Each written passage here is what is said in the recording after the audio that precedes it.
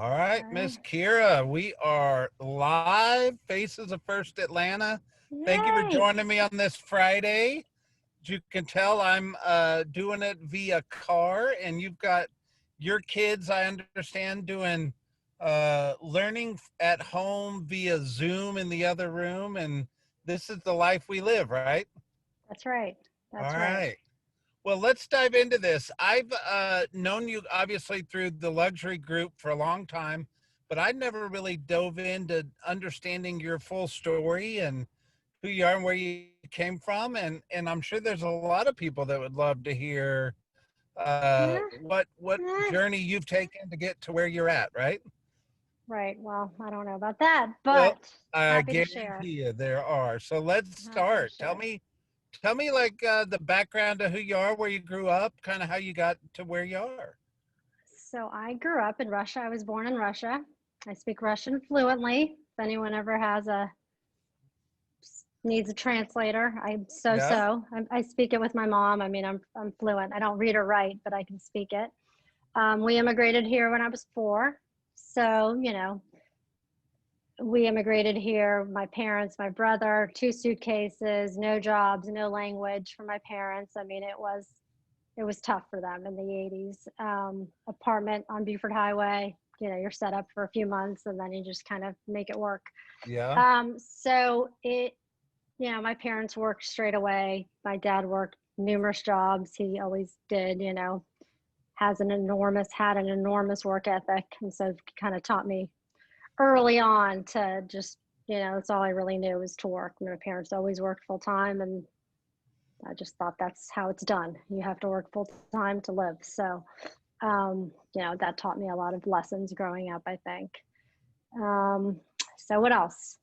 Yeah. So you So moved here. that's You early settled on. in on Buford Highway, right? Settled in on Buford Highway, went to school here, um, elementary school, middle school, high school, worked a ton, worked a lot of jobs from waiting tables to, I don't know, babysitting. I taught preschool. I always worked. I mean, restaurants, stores, Sure. um, always did that. And then I got settled with a construction company in, I don't know, when I was 21, maybe 20. Okay. And it's a family owned business here locally. And I worked with them for several years, kind of moved up in the ranks, became their operations manager, operations director. It was a great job, great salary, great benefits. I had an apartment, that I didn't pay for, a townhome they had me live in, just, one of the perks. Yep. Super family. But one day it hit me. They had, they just like 3 brothers, and each of them had a wife, and each of them had kids. And it was like, I'm never going to be like, there's a max to what I can do with them. I mean, their family is always going to come in and kind of take over a position, which whether they were qualified or not, that's just how it is. I mean, and you Yep. can't fault them for that. That's why you grow a family business, so your family has a place to go. Yep. So I did that for years, but I got to a point where I thought, I can do more, but I was sort of limited within not being blood to the family. Um, and at that time, a girlfriend of mine, she was actually worked with me for a minute. I'd hired her as an admin, and she had her real estate license years ago, and she went to reactivate it. And when she went to reactivate it, she found out that her previous broker had left her active for more than she thought. So she qualified to get her brokers. So she said to me, I think I'm going to get my brokers because I can. I'm going to start a real estate company. Do you want to start one with me? Okay, Why sure. not? Right. Why not? I have no idea what anything real estate, anything. I mean, I worked in construction, but totally, completely a different, it wasn't even anything like that. So I got my real estate license online through Georgia MLS, 2 weeks, did it on the computer.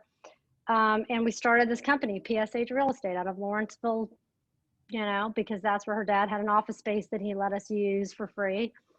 And it was great. It was scary, and we had no idea what we were doing. She had no idea what she was doing, and I certainly had no idea what I was doing. And you didn't have anyone, You didn't have a Lynn to ask. I mean, you just had to figure it all out. You had to call the board. You had to look things up. You had to call your attorney 100 times and ask questions. You just had to figure it all out. You had to be Um, resourceful, right? you had to be resourceful. And so that's what I did and what we did for a few years. And yeah, first it's family, it's whoever gives you a deal to start. You just hustle. I mean, that's what we did for years. I remember I had a commercial opportunity at one point. It was my friend's dad wanting a lease in a building, and he's like, "Could you find me a building?" And I was like, "Sure, yeah, I could do anything." I didn't know there was a CoStar or LoopNet, and you had to have a commercial thing. So I drove from building to building and wrote down the name on the phone, the phone number on the building of the management company to go call, and I set them up in a lease, and that was just, so you can get it done. But I remember how much went into that one lease, that if I had LoopNet or I had CoStar, it could have taken me 5 minutes. Of course. But regardless, I mean, you certainly learn the skill of how to get that done. So can I pause you for a minute? Yes. So I want to kind of go back for a little bit. So obviously your parents, when they came to the U.S., had some big dreams, right? And I'm sure that affected you along your journey, right? So their dreams were to allow me to have whatever dreams I wanted, which you don't have in Russia. You come here. That's why they came here for us, for me and my brother. I mean, they didn't come here for them. They had no language, no money, and they didn't, it wasn't for them. That's for sure. They had friends there and family. That's awesome. And then how did that translate to you? So like, you're coming out of college, you got into this construction world, right? So no college, but yeah. Yeah, or you come out of school, right? I came out of high school. Very limited part-time, and I went to like DeKalb, and I lived in New York for a few years and went to some local school there, but nothing. What was your dream?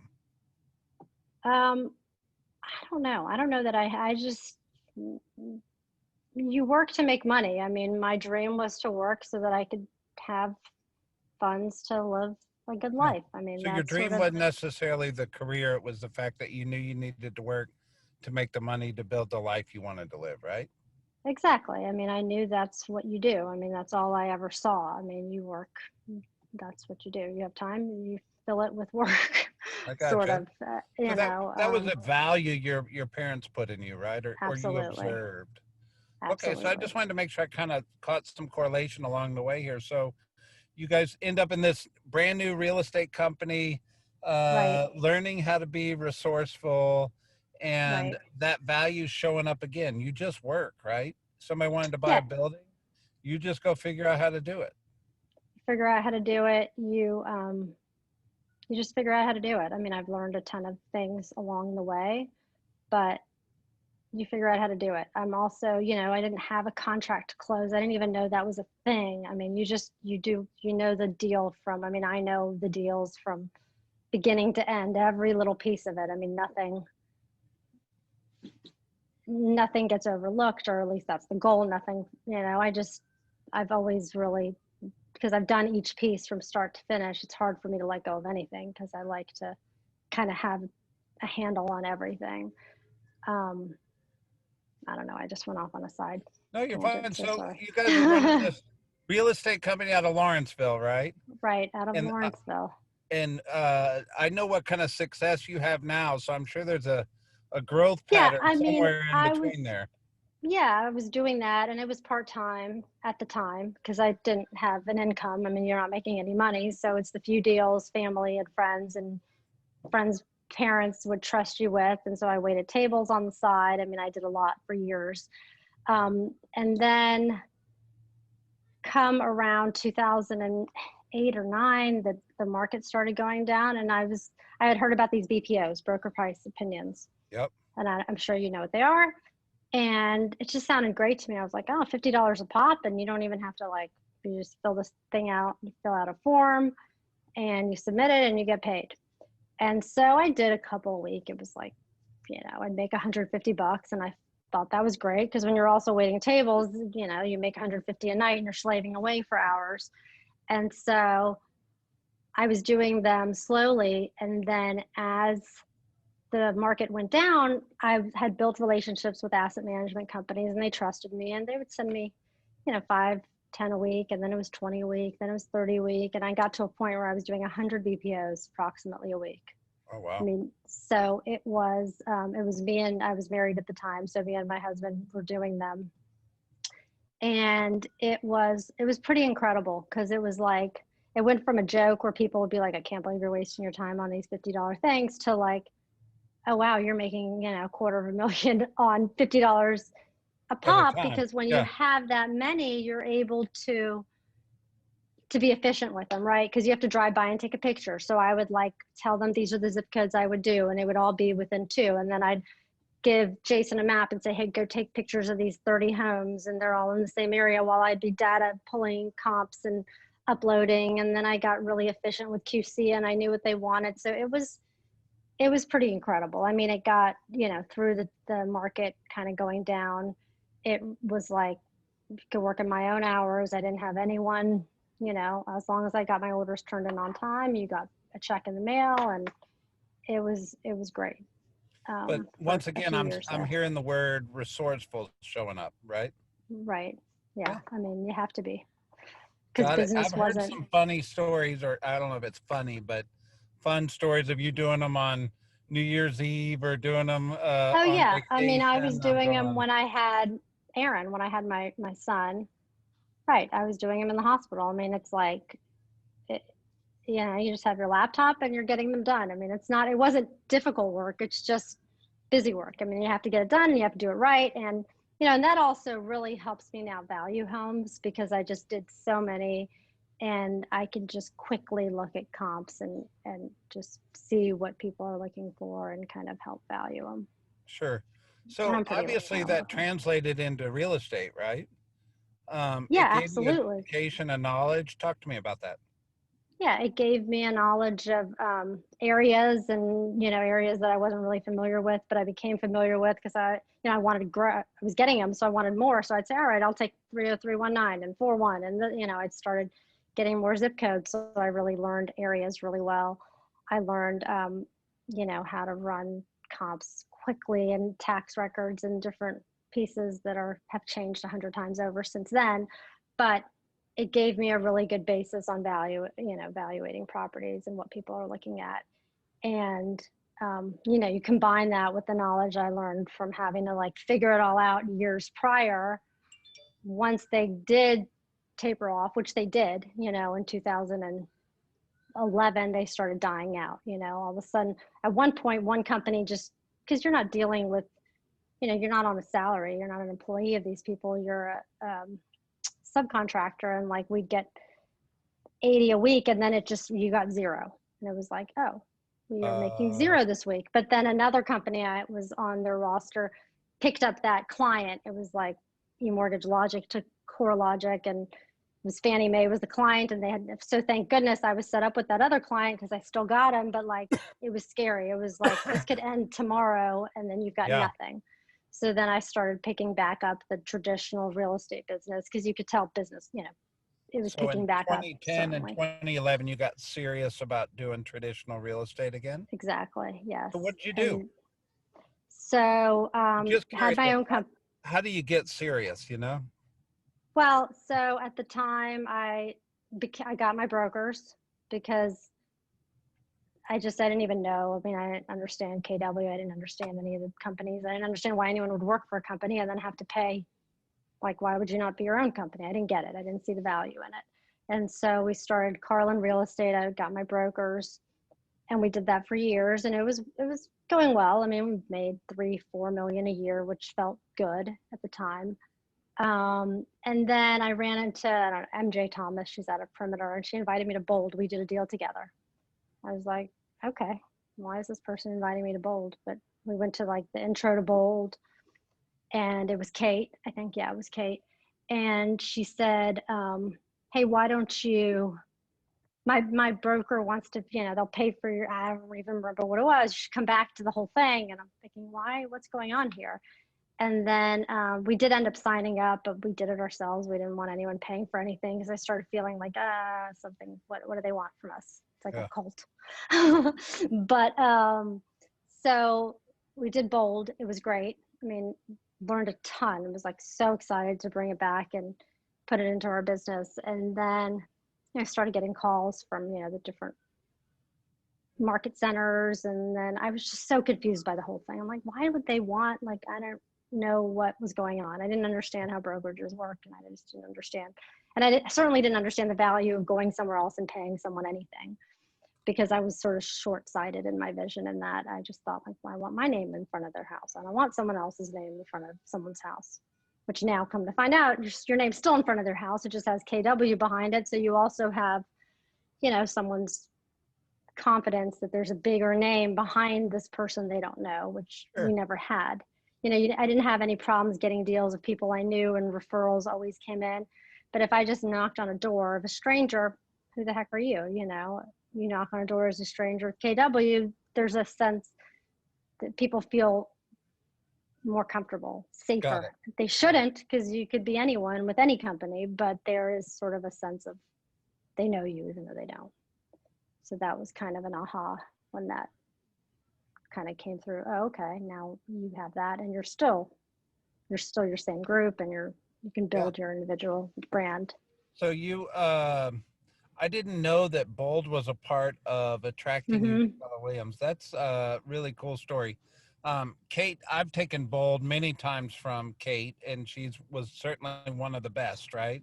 And right, she was fantastic. but just the program alone changes your life, right? And so you get serious, you get invited to this Bold class. I'm assuming there's a period of time they courted you and you joined Keller Williams after this. Yep. And now catch me up. So like you're this So superstar now. What happened? No, so we came over to KW. It was great, immediately did all the training, not Ignite so much, although Jason might have taken it, but the other building your business and and then like the ahas of like a contract to close, like what? There's someone that can do that piece. You don't have to do all this minutia that, I didn't have to get my own E&O insurance. I mean, there's so many things that I could just let go and focus on selling because I came over. And just having Lynn, I mean, and I'm confident in my knowledge and my broker knowledge, but just having someone to call and just say, hey, just hear me out. This is right. And just because I'd sleep at night, because when you're your own company, I mean, I'd be up nights thinking like, is this right? Like, is someone going to come back and try to sue me and my family? And, it's terrifying. Yes. But just having Lynn is just like phenomenal. And so our business grew and doubled a few times. And it was great. I was an ALC and luxury. In 2015, I was part of the founding rebranding of, I guess, the luxury group locally. And so and I probably had no business doing it in the beginning. I just wanted to be in more luxury. And that first year, I mean, I focused on it, and I had maybe 8 luxury deals, and then, a few more after that. And but when I got in, I don't know why I'm here. They probably shouldn't let me in. I had maybe 2 deals, and so I qualified, and I got in, and and I just, said, well, let me help, and I'm still the treasurer. Would anyone like to take that over? Yeah. So well, luxury is certainly a strategy, right? It's a strategy to raise your average sales price. It's a strategy to do higher price deals, that whole thing, right? And if you were giving somebody advice tomorrow on how to make a commitment to that strategy, how to become a luxury agent, what would you be telling them to do?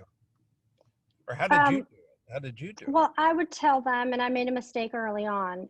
And I think the year that I had 8 luxury deals, that next year I had 3 or 1 or 2 or something.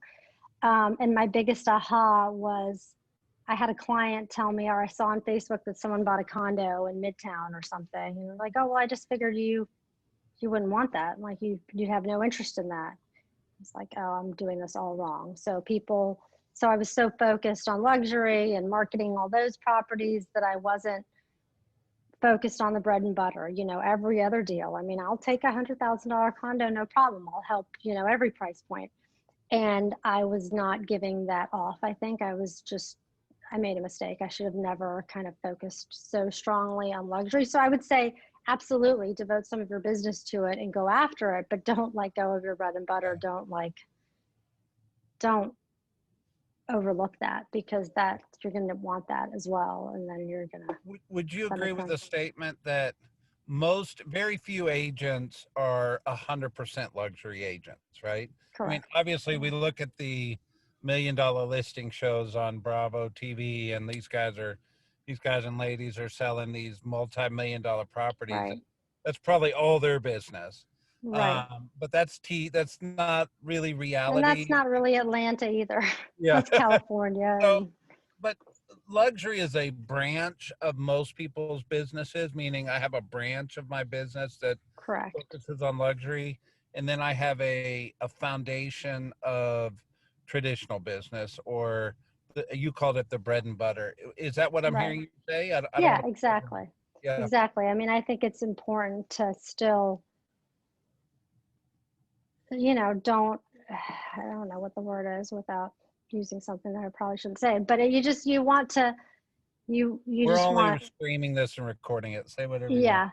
I mean, it's like you don't want to get too cocky and then not take, and not take it. People are just going to not come to you with everything else. They're just going to think that you're not going to have time for it, or you're not going to devote it, time, and you don't want that. You want to make sure. Well, I think one of the realities of luxury is those people grow up in life, right? The CEO was a mid-level executive at some time. And these people move up in prices over the years. And when you develop that relationship, and you're their realtor for life, right? You get to move up those transactions with you. Right. And at some point in time, as a real estate agent, you do that as well, right? As your business grows. Oh yeah, absolutely. There's your lifestyle sometimes. And you start to be in circles of people that tend to live more in luxury, right? Yeah. I mean, when I started out, it was all condos. It was all first-time home buyers. And now all those people, I've now done 2-3 deals with them. I mean, they've now sold and bought. And I remember in the beginning when we were doing this on our own, I would never do a buy sell. I would be scared. I didn't even understand how in the world you can close and then buy and then do it all at once and make it. I mean, I just didn't do it. It scared me. So I just would do the buy. I loved buyers because it was like, I had a buyer, I'd find them a house and they'd close. Listing seemed scary to me. That was the big aha also coming to KW. Because then I was like, oh, you need to focus on listings. That's how you're going to get more buyers. And I never did that before. I just hustled and worked 24 hours a day, running after these buyers, showing them properties. But listings, absolutely, if you're doing it right, you should at least be 50-50, but you should be more listing heavy. Yeah. Because that will just create buyers and it'll just happen. Well, I think, we talk about leads and listings and leverage, right? And not everybody, I actually think one of the hardest leaps in real estate is to become a listing agent, to figure out the strategy of how to be a listing agent. And you're just talking about that process is you learned that, you became aware of it. And it scared me. So I just stayed away from it. I just worked with buyers. I showed them a house they liked. I didn't have to think about how I felt like I didn't have the confidence, I think, to list a house because I thought that if I listed it and I didn't sell it, I don't like to fail. I wanted to be able to succeed. I could succeed with a buyer because I can find them a property. I will find one if I have to go knock on every door in a neighborhood. I can't create a buyer out of thin air for a seller. If there's not a buyer, I can't sell their house. So it scared me. So I just stayed away from it. Yeah. So that was. I was talking to a guy up in New York, in the boroughs of New York this week. And the agents in New York don't even care about buyers. They only focus on listings, literally to the tune they don't even return the buyer's phone calls. That's and interesting. it's just kind of here. I'm thinking, well, that's the extreme of this conversation. That makes me want to move there and become a buyer's agent. Yeah, right. Yeah. Of course, never mind. We're not going to go there. Anyway, all right. So, question: if there were 3 things about you that you think were kind of your defining characteristics of how you became successful? I certainly think the first one's resourceful, but I don't want to tell you what it Right. is. Yeah. Right. So, is this the question you said you were going to ask me? Well, Okay. I don't know. I got a couple questions, but we'll go. Possibly. Okay. So, I think that something that was fundamental to my personal and business development was all my years. I mean, yes, my background, my parents being immigrants, teaching me early on work ethic and whatnot, but also all my years working in the service, like in the food service industry. I Okay, mean, tell I me more. worked waited tables for years and years and years, and I highly feel like that is just every young adult needs to do that because there are so much value that comes out of it. Um, I mean, you learn early on. I mean, people skills, work ethic. It's fast paced. You know, you have to be energized. You're working with all sorts of different people, all walks of life. You're going to get yelled at. You just Yeah, take it. You got to smile. You apologize for everything, whether it's your fault or not. I mean, there's so many people. I mean, I always apologize. The first thing I do, you own up to your mistakes. You're going to make mistakes.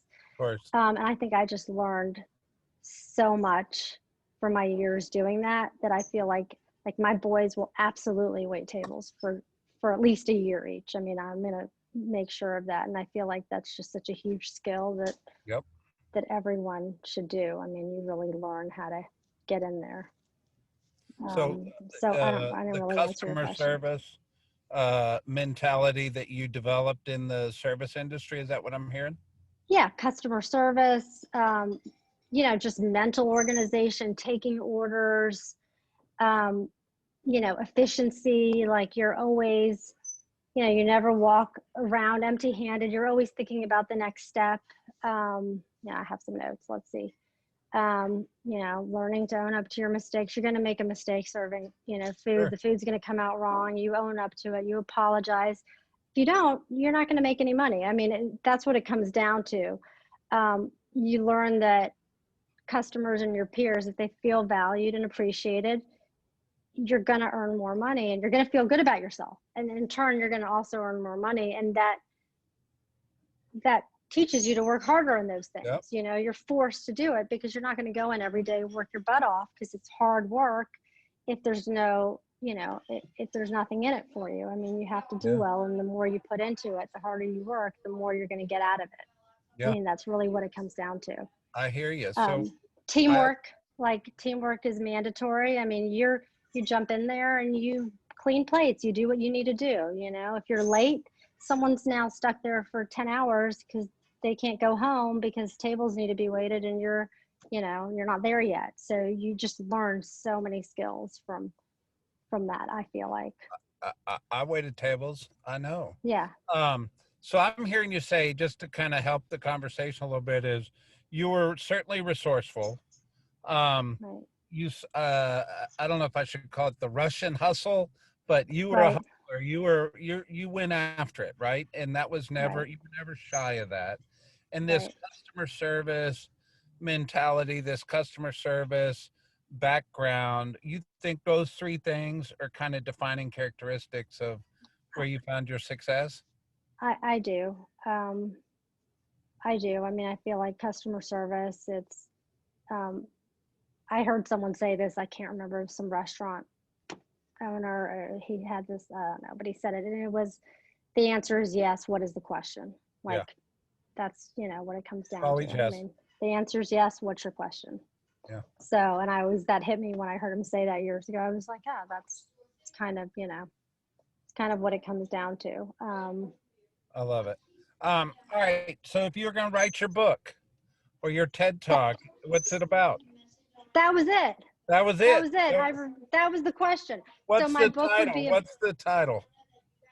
job, um, the job that's fundamental to your personal and professional development. Like, what job is that? I And it would be going back to like every young adult should work in the sort of food service industry.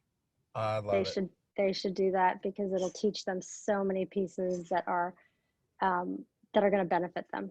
you know, regardless of where they're headed in their career. I mean, I really feel that way. I mean, no matter what, you need to learn all these skills. Awesome. Your Fast-paced story is environment. I mean, everything. amazing. Thank you so much for doing this. I guarantee a Thank lot you. of people will get a lot out of your story, Kira. Thank Yeah, you very we'll much. see.